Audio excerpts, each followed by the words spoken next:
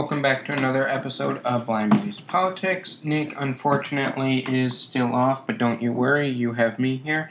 I am Chris Baker, and let's start off with the weather like usual. In Los Angeles, California, it is sunny and 87.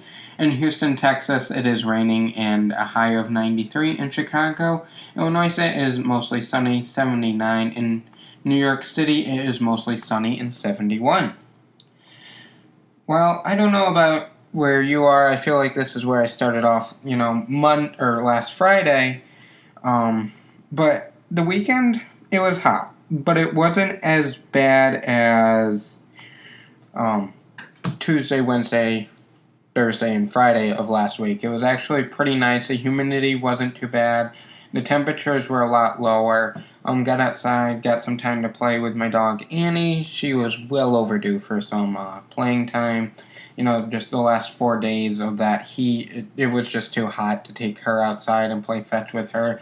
Because, you know what, you start playing fetch with her once, and she's going to want to continue doing it for the next 4 hours. Which is great, unless it's 100 degrees out and she's panting like a loony bin. And it's hotter than hot out there for me, and I'm just throwing a ball. So I can only imagine how hot she got.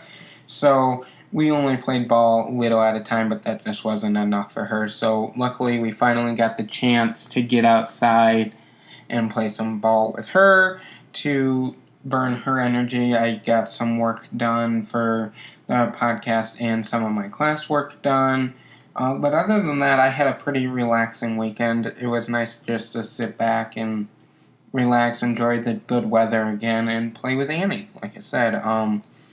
But that's pretty much all that's going on with me. Not really much exciting going on, I guess you could say. So I suppose we should just start right out with the news. And as tradition for Monday morning episodes, we start out with a COVID-19 update. As the Delta variant spreads, so is the vaccine mandates. Thursday, the nation's largest teachers union, the NEA, announced they are supporting a requirement to get all educators vaccinated or regularly tested against COVID-19. The United States, United Health and Human Services is doing the same for its 25,000 employees. Starting next week in San Francisco, they will be the first U.S. city to require proof of vaccination for all indoor activities. Here's the bottom line. Through vaccination requirements, employers have the power to help end the pandemic. This is especially important where in Florida, they've broken a record for COVID-19 hospitalizations every day for 9 straight days. A hospital in Florida is looking to hire over 100 nurses to keep up with the demand. Experts in that area say it's easy to get more beds, it's another to keep it staffed. Mississippi has also broken a new record for hospitalizations. They have ran out of intensive care unit beds. Hospitals are closing their parking garage and making them into COVID units at those area hospitals. In Tennessee, July 1st, the daily average of new positive cases was 222, and now their daily average is 2,017 positive cases. Cases are on the rise for children that live in Florida. Florida leads the nation in the highest pediatric hospitalization. Schools opened in Florida and in one in Miami school district. Over 400 people have had to quarantine with 37 students and 14 staff members testing positive for COVID-19. Out of those 14 staff members, 4 have died from COVID-19. This continues to be a national debate of if masks should be allowed in schools or not. So far, Arizona, Arkansas, everything has changed now, the governor of Arkansas said, quote, and yes, in hindsight, I wish that it had not become law of banning masks, end quote.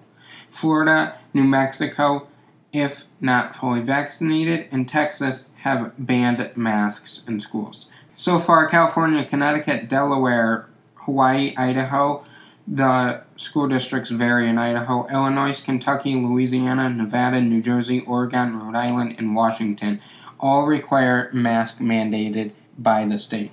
If one state that you were listening for was not mentioned, that's because there was no state guidance specifically put out from the state.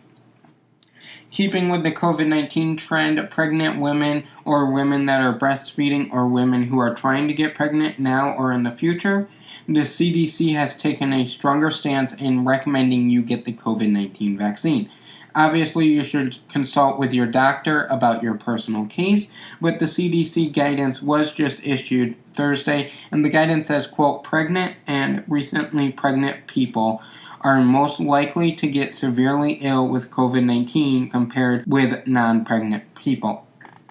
Getting a COVID-19 vaccine can protect you from COVID-19, end quote. By severe illness, they mean an illness that requires hospitalization or the ICU or on a ventilator. The CDC says pregnant people with COVID-19 are at an increased risk of prenatal and other adverse pregnancy outcomes compared to pregnant women who don't have COVID-19. The CDC says the effectiveness of the vaccine during pregnancy outweighs any risks of the vaccine. The CDC says there is currently no evidence that any vaccine, including the COVID-19 vaccine, can cause any damage to the fetus or the mother. And we've all known all along there are some side effects of actually getting the vaccine, like fever, aches and pains, and nausea. The CDC says people who received the vaccine did not report any different side effects of the vaccine compared to who aren't pregnant.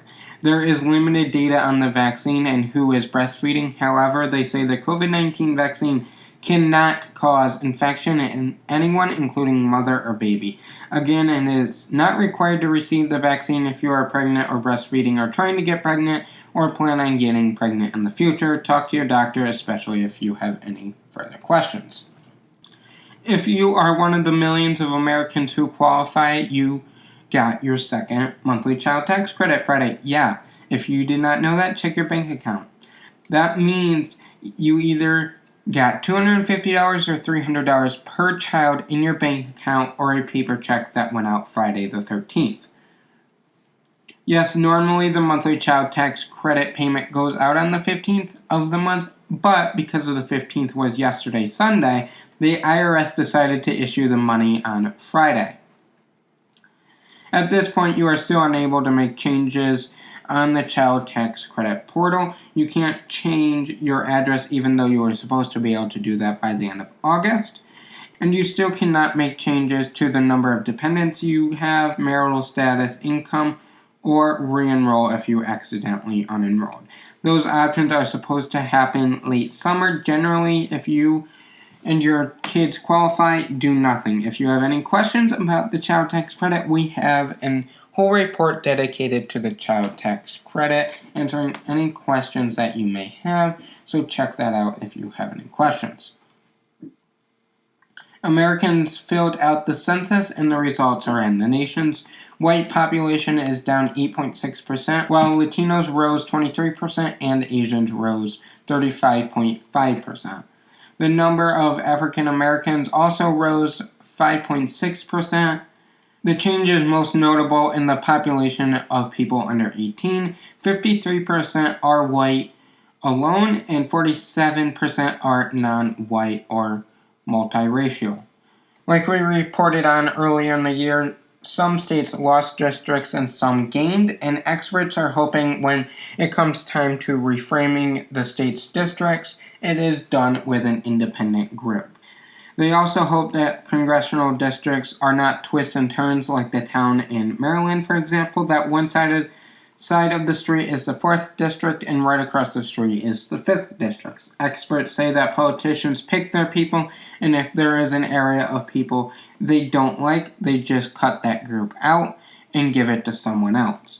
Experts say with them doing this, it allows politicians to create safety areas where there are almost certain to stay in office. Now getting into rapid news. China rejected the World Health Organization's call for a renewed probe into the origins of COVID-19, saying it supported scientific over, quote, political, end quote, efforts to find out how the virus started. Next, law enforcement officials last week seized 2.8 tons of methamphetamine and fentanyl powder at the United States-Mexico border crossing in California. Britney Spears' dad, James Spears, said he would step down as conservatorship when it was deemed time. Now getting into good news, yet another morning with me delivering the good news, and the king is not, but I think I found a good news story that the king is actually really going to like. This might be one of my favorite good news stories so far, and I'll tell you why. Nintendo is partnering up with a nonprofit to bring gaming consoles to hospital kids. The nonprofit called Starlight is partnering with Nintendo, like I said, and what they're doing is they're making specialized gaming consoles that is special for the hospital. So these Nintendo Switches and all these type of things are designed so that they can be completely disinfected to match what the hospital requirements are, and these specialized consoles come with 25 games from Super Mario to The Legends of Zelda and Breath of the Wild, just to name a few.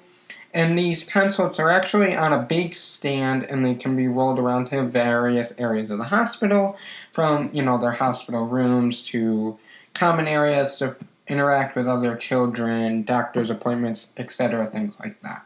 Nurses, doctors, and other workers that have already started using these are saying that they are great to keep kids busy, to keep their mind off of the pain that they might be going through, any tragedies, or, just something to give them to look forward to, that they'll get something else to do besides just sit in their hospital bed all day. They are getting to play on these specialized Nintendo Switches.